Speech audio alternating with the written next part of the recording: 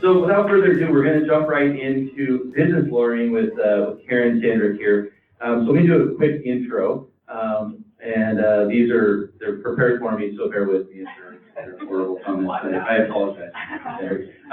So her research focuses on the intersection of commercial law and intellectual property law. She teaches contracts, secured transactions, sales deals, IP law, patent law, and IP transfer and commercialization. Sounds like some fun classes. In addition to her teaching and research, Professor Sandrik is a co-director of the Business Lawyering Institute and director of the Certificate Program in Law and Business. So without further ado, Karen.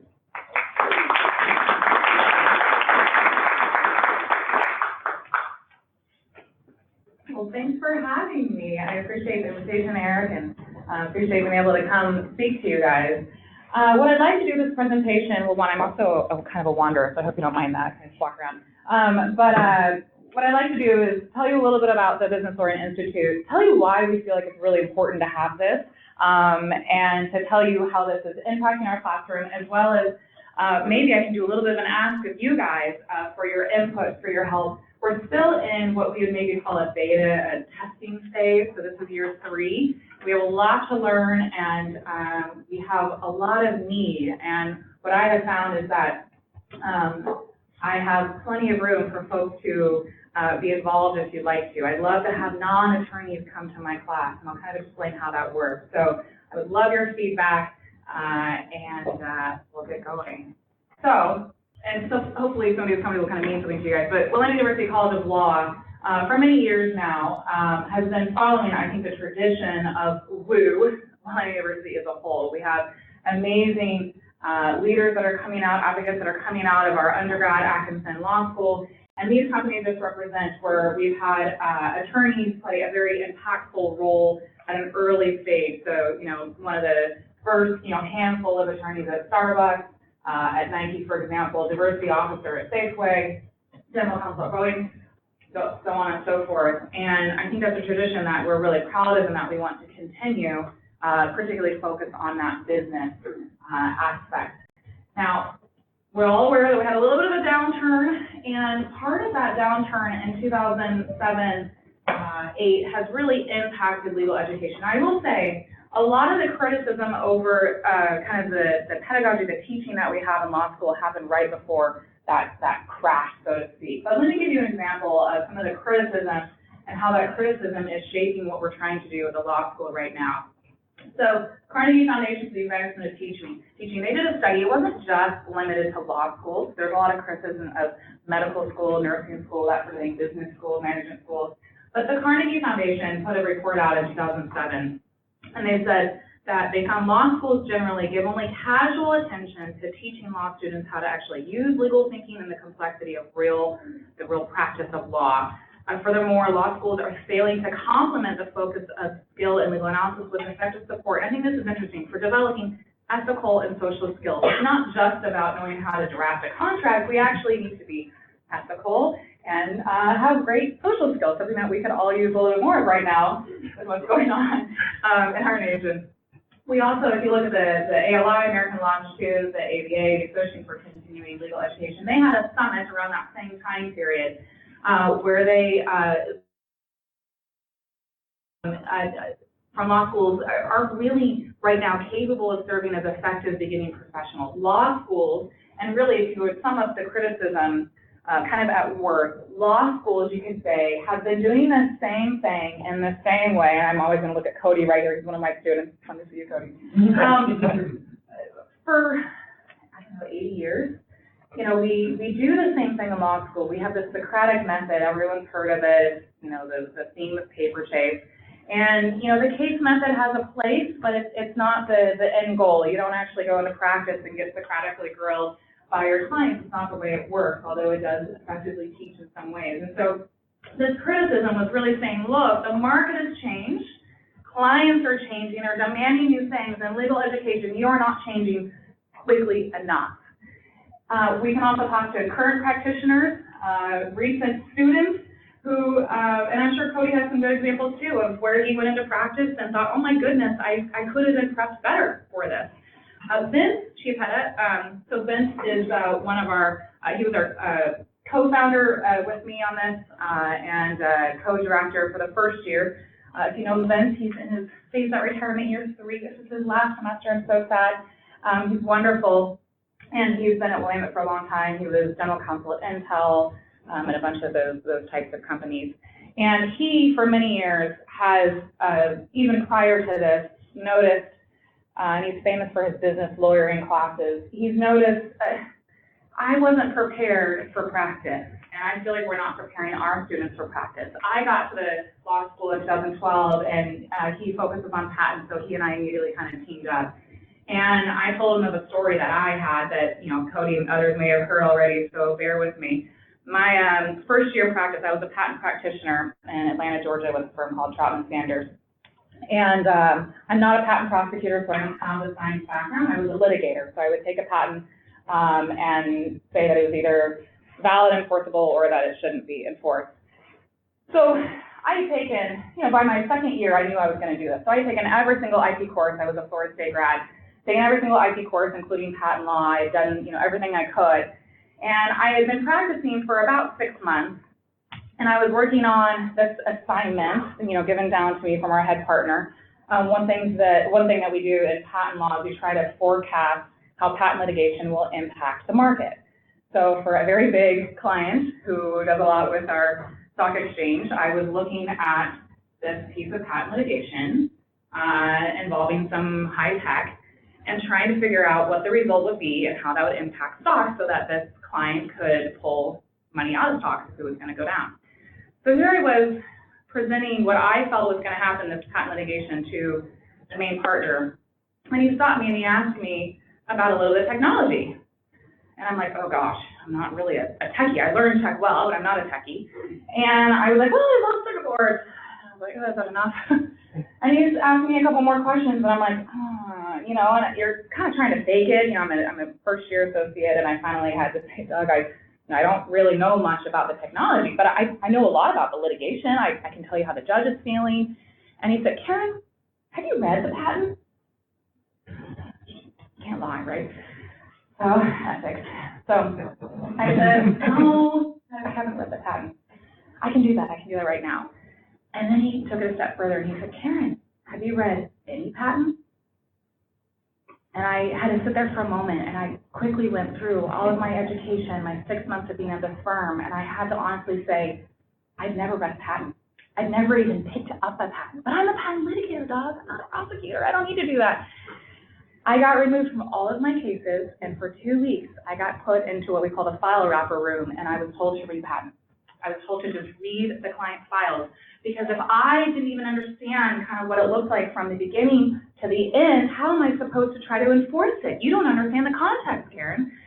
It was a very embarrassing but good lesson for me. So on day 1 in my patent class, I had my students read a patent so that they will never have that. Karen is the Michael Jackson patent, so, you know, it's not involving circuit boards or anything. But it was a real moment for me when I thought, wait a minute, I've taken every single course that I could to prepare me. And I remember even going through my early teaching of patent law in particular and going, oh, I actually worked on this in practice, but I didn't understand it. That's what that meant, and kind of putting it all together. And I don't want our students to have that experience. I had a very generous firm that was willing to teach me in that way, and that's not going to be everyone's experience. We need to do so much more. We need to teach context. And that's really what has motivated Vince and I to start this, and now Aaron Simowitz is our other co-director. Aaron comes to us, I think he's a 3rd or 4th year professor, he comes to us from the NYU business lawyering program, so really, really great co-director with me. And what we've done is we've created the Business Lawyering Institute, and there are 3 guiding principles that you see up here. So if we were to kind of encapsulate what we want to do with our students, how we want to guide our students, what we want to do with our community, and impart the lessons, here they are. We think that good lawyers are good problem solvers. They're value-added partners. They're not just experts in the law. It is no longer enough just to say, okay, I can draft your non-disclosure for you. I can draft your quit claim deed. That's easy. Software can do that easier and faster than us. Adobe came to a roundtable that we had, and they told us this experiment they had done. So they're using AI quite a bit at Adobe. and they kind of have a tank going around this. And they did this experiment with a non-disclosure NDA, so a very, very simple document for kind of, baby attorneys can do this. And they took this NDA, which they do a lot of there, and they had about 100 lawyers all across, either in-house as well as their outside counsel, mark up this NDA. Took the lawyers on average about an hour, and the error, or the correct rate, so the error rate, but they got about 80% right. So there's still about a 20% margin of error in that hour that they were going to fill. They ran it through their software program. It took the software program about 90 seconds, and it had about a 97% rate, only a 3% error rate. And we had this roundtable to talk about the impact. It is no longer good enough just to be able to mark up an NDA. We have to do more than that. We have to be problem solvers in a way that software and artificial intelligence cannot. We have to be at the table, so to speak. So it's not enough just to know the law. We have to understand the broader context, business or otherwise, in which legal issues arise. How does procurement work with sales? How does it work with HR? All these departments have to come together, and we have to understand not our tiny portion, but how our tiny portion is going to impact the tax implications or whatnot. Finally, we need to recognize that ethics and professionalism, including a commitment to diversity, are essential to the profession, and we need to work on this actively as a group of lawyers. These three principles are what guide that. And one thing that we have to think a lot about right now in an early test phase, beta phase, is how do we implement these principles? We actually have some really great programs already going on and that have been going on at the College of Law for a while. We have a JD MBA program, some good partnership with Atkinson. It could get better, don't get me wrong, it could get better. But we've got a JD MBA program. I'm the director of the Business Certificate Program. Since we started the BLI, and it's a little bit hard to say what's impacted what and all of that, but the Business Certificate Program is by far the most popular certificate program that we have. When I came in 2012 and up until about 2015-16, when we were starting this, we would graduate between 5 and 10 students with the business certificate. And now I can say each year I have about 20 to 30 students. Out of a class of 100, 110, that's a big portion of the students who are interested in business law, to the point that they're willing to kind of restrict their curriculum to focus on business law.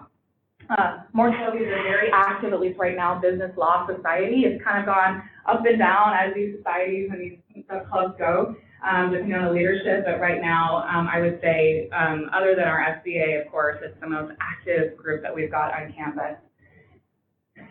So how do we, as a Business Learning Institute, interact with these pieces?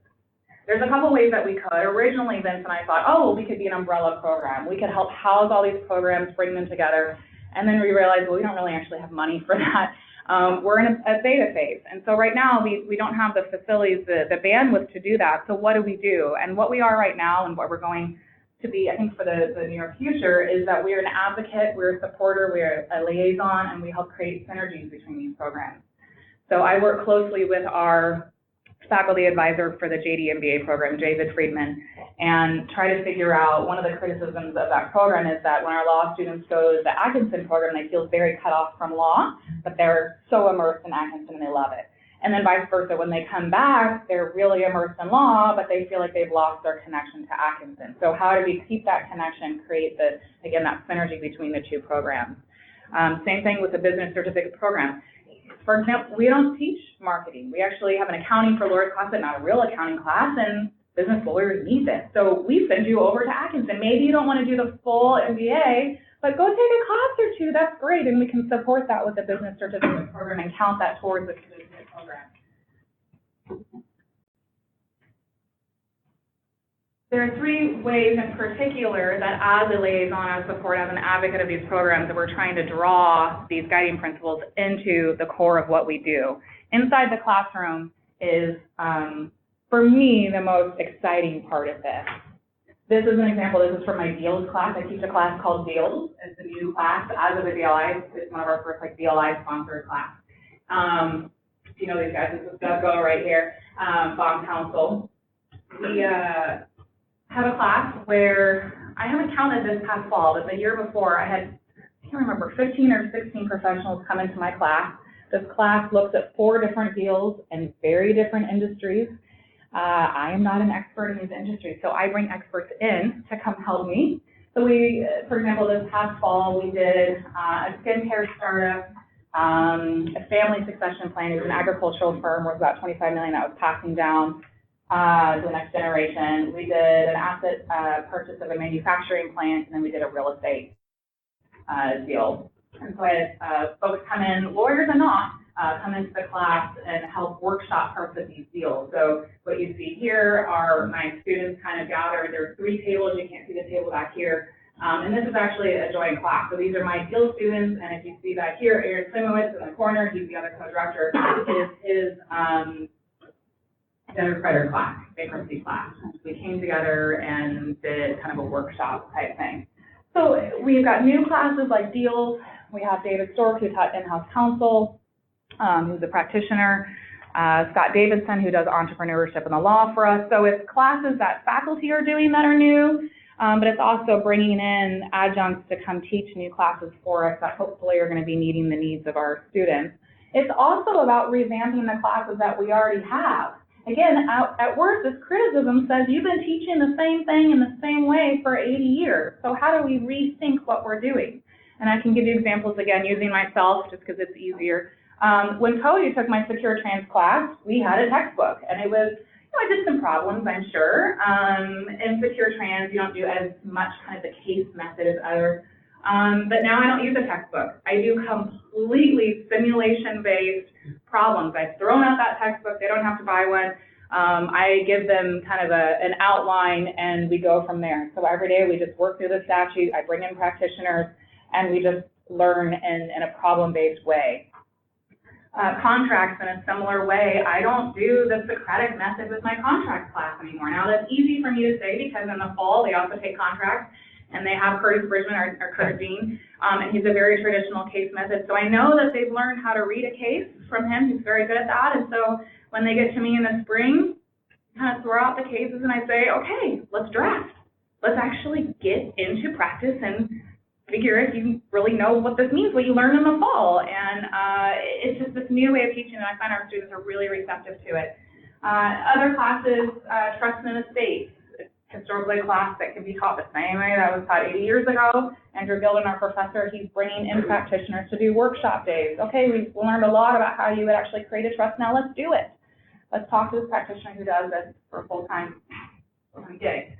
So inside the classroom, we've got a lot going on. Outside the classroom is just as important, I think. The pictures here are of our fellows, all of our fellows. So the BLI is not something that you really enroll in. It's an institute that is supporting. But we do have fellows, students, current students.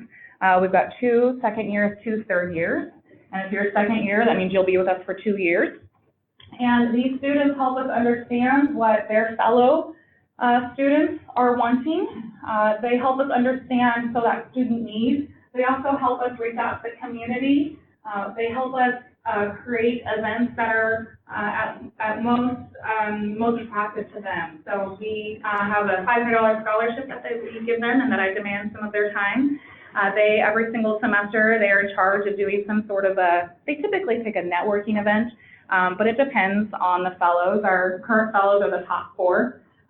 We always try to have a JD and BA student so that we can, again, have a little bit better connection to Atkinson. So Zach is our JD and BA student on the right there, top right.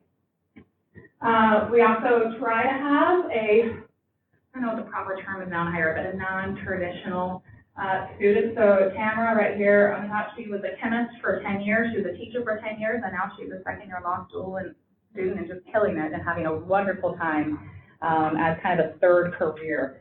And then we have 2 pretty traditional. Alex is the head of the Business Lawyering Society, so she's creating great kind of a connection with our BLS.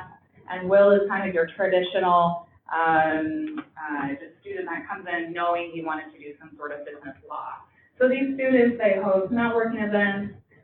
These 4 have been more interested instead of just networking, which i.e. that means you grab a drink with someone, that's fun, but it's not really a structured program. These 4 really wanted to take the budget that I gave them, a couple $1,000s, and they wanted to do workshops.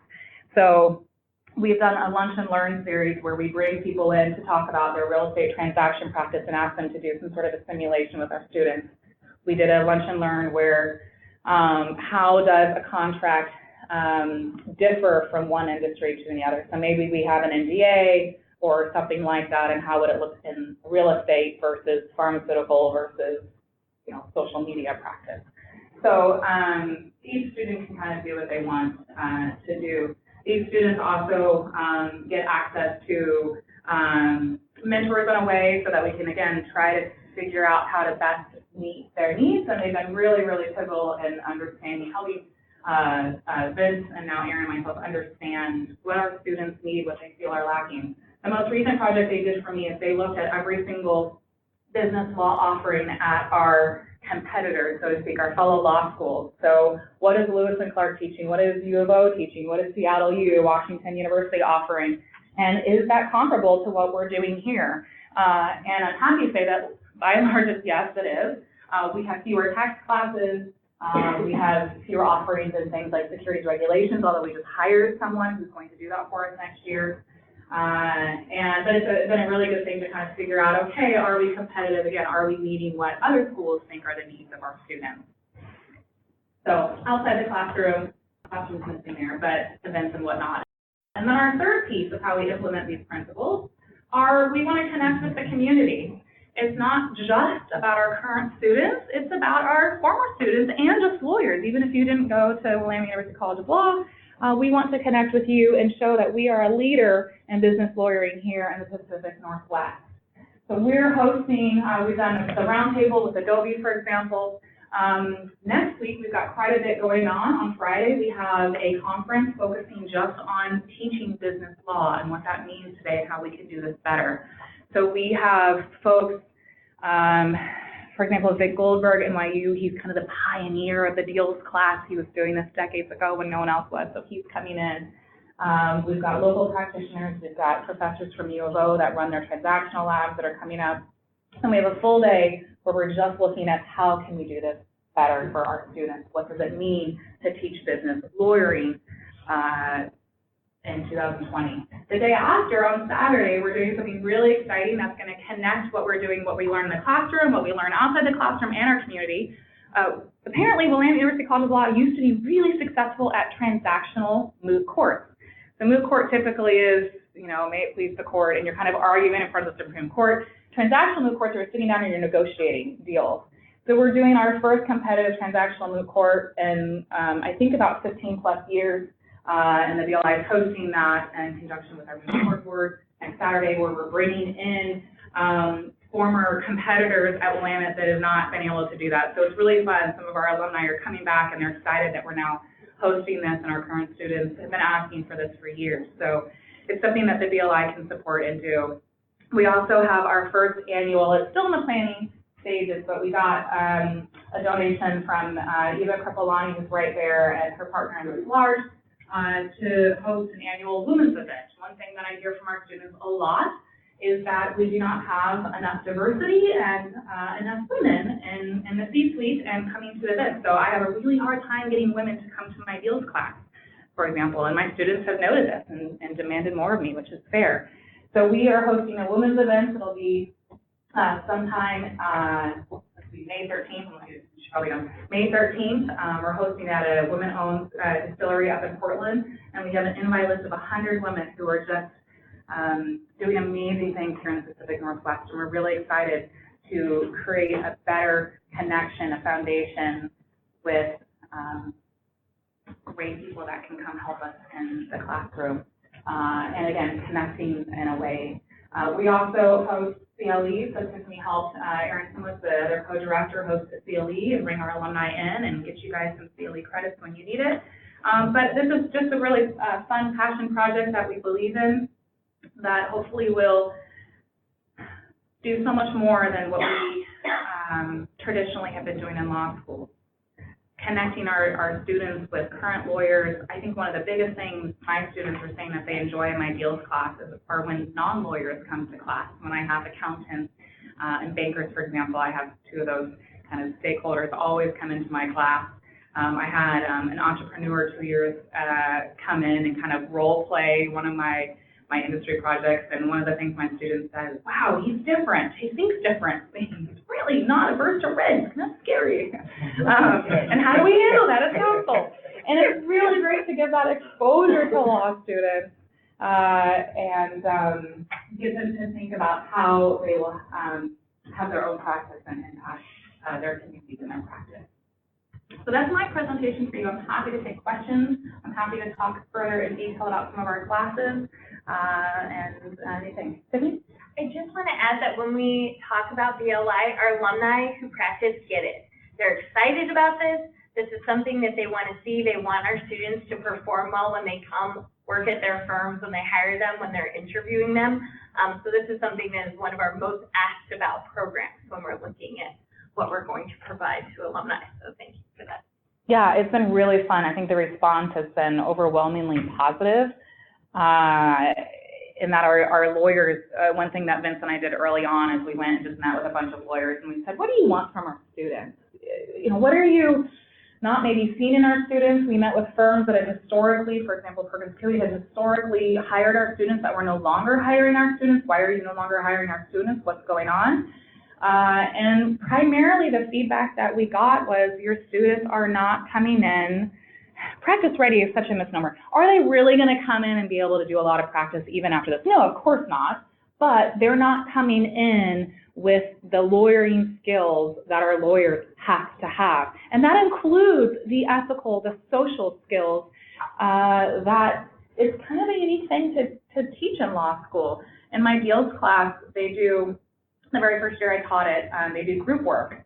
It's something that in Atkinson, if you're in Atkinson or Ed, you do group work the entire way through because, of course, in practice in your life, you are working with other people. It's a skill you need to learn, right? But in law school, we don't work in groups. It's, you know, it's very rare to do that. We don't work well with others. We're working on it. And so my very first year I taught deals, and they do kind of a work product deliverable every week, and sometimes it's reflection, sometimes it's actual product. But the feedback I got is, oh my gosh, I do not like working in groups. Stop making me work in the group. And I have a final project that they do, and I allow them to either work in a group or to work on their own. And that first class, a lot of them chose to work on their own. The next 2 times that I've taught it, not a single student has decided to work on their own. They've realized, and they've stopped complaining about groups. They come in, they're actually excited to work in groups. They realize we are better together. Shocking. Better together, and that 2 minds, 3 minds can identify issues and bring to the table more than just 1 mind. And that's just, to me, been a really interesting thing, and that's something that our alumni are really excited about because, again, I think one thing that they were saying or seeing is that our students, and this is probably true about all law students for a while there, but our students are coming in and they're not working well with others, and they're being more like police. You know, no, you can't do that. No, you can't do that, as opposed to, okay, let's think about that, and let me tell you some of the risks, and then we'll move forward. So it has been a really successful kind of approach with our alumni and been received well. I think the hardest thing that we struggle with right now, quite frankly, is just bandwidth. These ideas are fun, but Aaron and I have, you know, full loads and full research loads. We've got little ones at home, and you know, we have definitely some funds right now, but this is not an endowed program yet. So eventually, anyone want to give me $5 million? Endow this program and get a director and do even more with this idea. But one thing I would say from you all that I would love to ask of, and especially if I kind of get to know you guys a little bit, is volunteering in my class. I always need people to come to my class or to come to events. And again, non-lawyers, please, you know, I can get lawyers. It's actually the non-lawyers. Again, that experience of, oh my gosh, their mind works different than ours. How do I handle this? How do I work with you? That is a really, really important part of our education that I think has been missing for a while. Yeah. The third good lawyer point. Yes. I'm fascinated to know how you all are thinking about or applying ethical and probably equity kind of pedagogy into the business lawyering realm. How have you gone about that? A couple different ways. It's a great question, and it's been something we've had to be very intentional about on multiple fronts. We've worked with Jade Aguilera, our officer in diversity here. Jonathan at Safeway has come and helped us kind of understand diversity of workforce and how that impacts and just equity in the workforce. So a couple of different things that we have been doing. So Aaron teaches, as I said, a debtor creditor, but he also teaches the class system negotiation. And he sets up the first negotiation and has, students who are ready to go, right? They're wanting to make this deal, and they come in and they're gruff with each other, they're rough and buddy, and you're like, no one wants to work with you if you're that horrible, mean person, right? We have to kind of learn our voice. But beyond that, he says, without a doubt, these students come in and they've already taken PR. They know the professional rules, for example. They know, even if you haven't taken PR, there's a little bit of a smell test, I would say, can get you through some of the PR stuff. And at the end of this deal, he asks his students to raise their hands if they believe that they have committed malpractice because of an ethical violation. No one raises their hand. And he goes through and he says, every single one of you has violated your ethical obligations to your client because you revealed XYZ, information that you weren't supposed to, for example. And he says that the students are always like, what? No, we didn't. We were really careful. And he goes through and says, you learn this rule in PR. How do you apply it in the real world in terms of your ethical practice? It's one thing to be a zealous advocate for your client. It's another thing to be beyond that zealous, advocate for your client. So that's one thing, is that we're doing exercises in the classroom to really impart what ethics means. We also have various parts in our curriculum to show how socioeconomics impacts what we do in the business world and how we practice. So, for example, Warren Benford teaches our business law clinic, and we have students that are representing historically underrepresented clients and getting that experience, and then they come to deals and they show me what they've been doing, and I show them how we would do that for a very sophisticated multi-billion-dollar. And actually what they realize is at the core of it, you don't change what you do. Sure, for Nike, Intel, we might add like 300 pages to the deal, right, because of the risks and whatnot. But at the core of it is we are zealous advocates no matter what. And actually, we have to maybe work in a different way for clients that don't have the education to tell us what they need. So I think that we could do better with it. Again, we've worked with Jade and we've done some workshops. We've got a diversity series, kind of a speaker series that Danny Sanchez has. He comes in and brings various individuals to come and tell us how their practice has been impacted in various ways, and trying to get students, again, just like another way, getting them exposure to this so that it opens up their eyes. Are we going to have every student leave knowing exactly what they want? No, of course they can't do that. We've got 3 years with them and that's it. But if they've been exposed to it and their eyes are a little bit more open towards inequity, then we think that they've got the tool set at least to think more intentionally about their practice and how they're representing clients. But we always can do more there, absolutely. And it's a challenge. Yeah. Do you think some of the revelations that have come forth from the BLI experience are going to flip the script in terms of legal education from 1L year forward? Because you've been primarily talking about 2L, 3L. But do you think it's going to change at the core gut level, the way that instruction is done and the way the experience is handled? For me and how I teach contracts, it definitely has. But I do recognize that it's easy for me to say that again because I have someone teaching my students in the fall, and I feel really good that I know that they're getting some of the basics. So it's a hard thing. On one hand, we do need to make sure our students pick up any case and they have the analysis skills to figure out the area of law, the ruling, how it's going to impact their practice. And so you do need some of the traditional, I'm not sure you need the Socratic type method. I've never been a Socratic professor. Some of that traditional, do we need an entire year of it in every single course? No, I personally don't think so. And I do think that we're moving away from that model. I would say that our faculty, the folks that have the very traditional kind of case method approach, probably just 4 out of our kind of 10 professors that teach in the first year. I would say a lot of us, Erin, for example, teaches civil procedure, Jeff Dobbins teaches civil procedure, and they do a lot of experiential, flip the classroom style teaching where we give you a case study, much like you would do in Atkinson. We give you a case study and tell us how to solve the problem using, you know, the law that we've learned in the last, 2 weeks. I think this is also true, and you know, we've got Ed here, a great legal writing professor, and I think some of us are as proficient maybe as they used to be in writing, and also the type of legal writing that our students, that attorneys are doing has changed.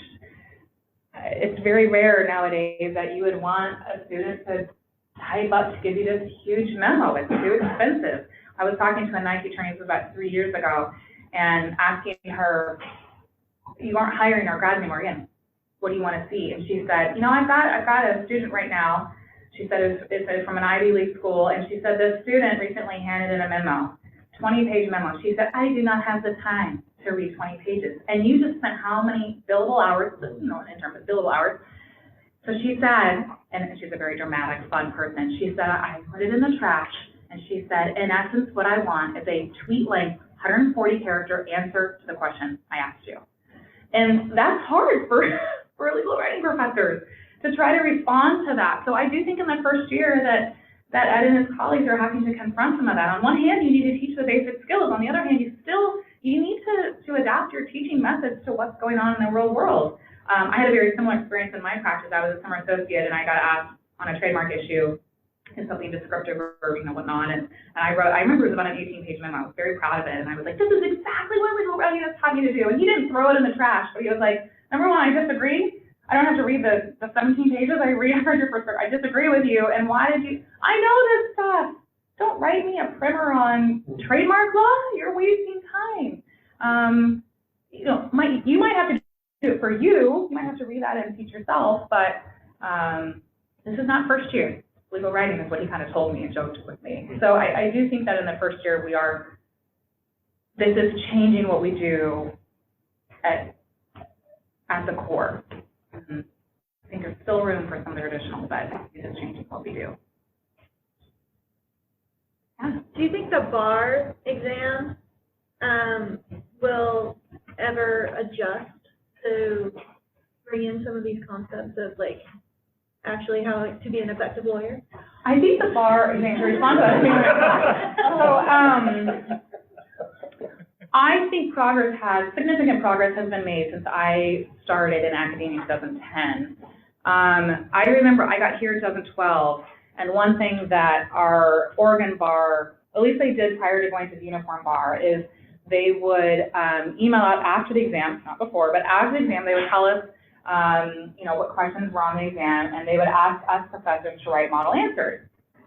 So I remember getting an email from the president of this part of the bar, maybe my second or third year, and I was teaching contracts and sales, and so they gave me a chance. Keith got a chance to, I think Curtis Bridgman got a chance to write this model answer, so they contacted all 3 of us that teach Willamette. And I remember reading this question and going, what? I teach this, and you have a part of this question is completely wrong. I won't bore, you guys, but it was a sales question asking about software, right, which is not covered by Article 2. The entire question was flawed. And I sat there and I remember being so upset, so kind of flustered, because I thought, I taught my students that software is not covered by this law. And these bar examiners asked the question, that's technically true, Article 2B. That's not on the bar. And these examiners, I had 100 students that year in my sales class. These examiners just asked my students a question that they're not going to do well on because of me. And I fought back. I mean, you should have heard that response I gave. Not only is this an inappropriate question, but well, it's wrong. And I never got asked again to do that sort of question. I know. It could have been a little bit more political early on in my career. Keith, Curtis, and we got together, and we were so upset that our students had been subjected to that treatment.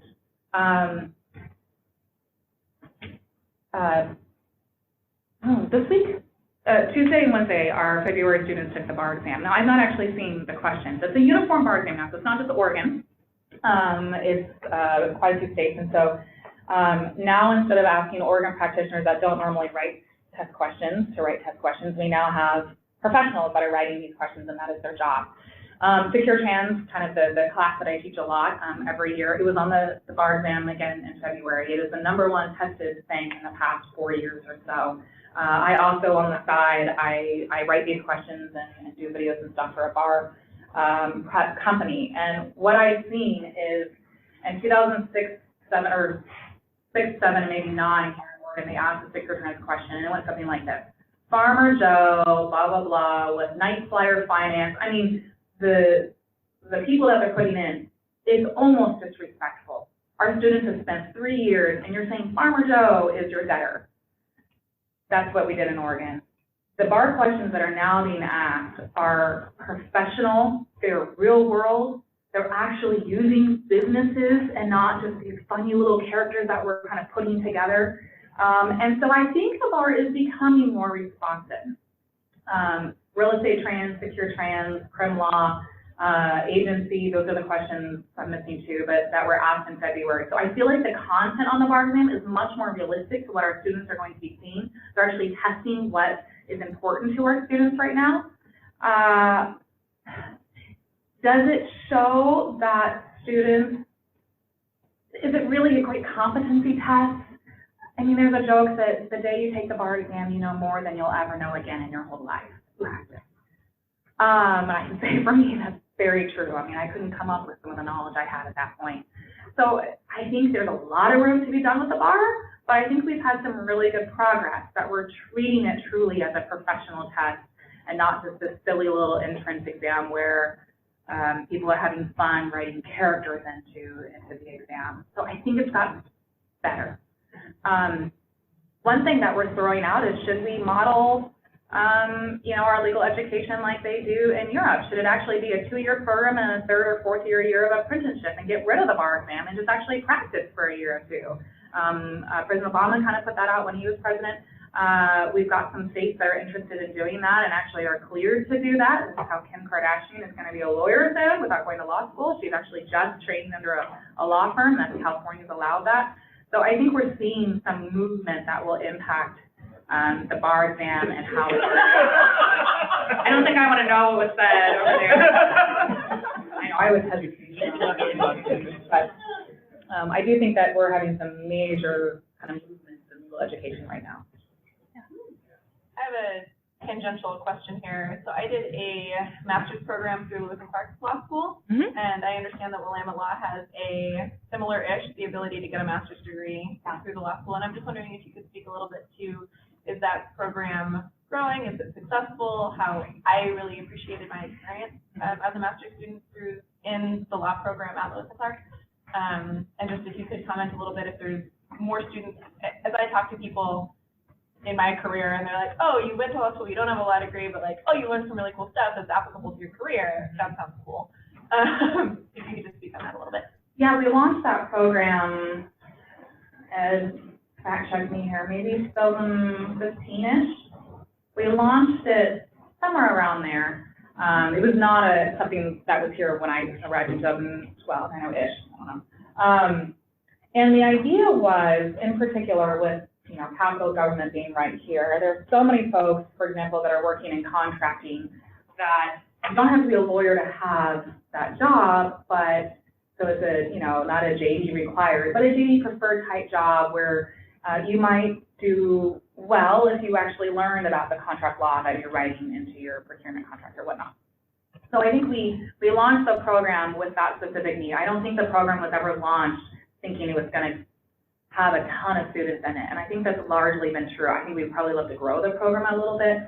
Every year, I would say we have between 2 to 4-ish students, so it's a very small program, and the students that are coming are folks that have, gigs with the government, the state, whatnot, that are wanting to learn a little bit more depth to what they're doing to see if that would impact how they're in their gigs. So I will say the MLS students that I've had in my classes, I have loved them because they bring a different perspective.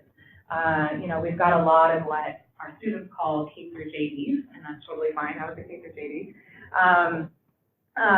But it's really great to have a different voice in that classroom, someone that is in the professional work field already and is drafting contracts, for example, or interacting with HR, and can speak to the kind of their real-world experience. So I think it's really impactful for the folks that come, but it's not a huge program. I think we were hoping that it would be a little bit more. The government at the time, the state was saying that they would pay for some masters, and of course that has not totally been true. But I know it's a good program for those that choose to come. We have a little bit of kind of, here are the classes you should take, given, and we give some counseling. Here, what are you doing in your role job, and how can we complement that? So I would say, by and large, we see them take, these students take contract law, employment law, negotiation, debtor creditor, that sort of thing. But it hasn't been built out to be any specific topic area. I took an environment and natural resources law master's of law, but primarily. No, we don't have, at least from what I understand, we don't have a master's of legal studies that has like kind of a slant of focus. Great. Well, thank you so much for your time and attention and your thoughts.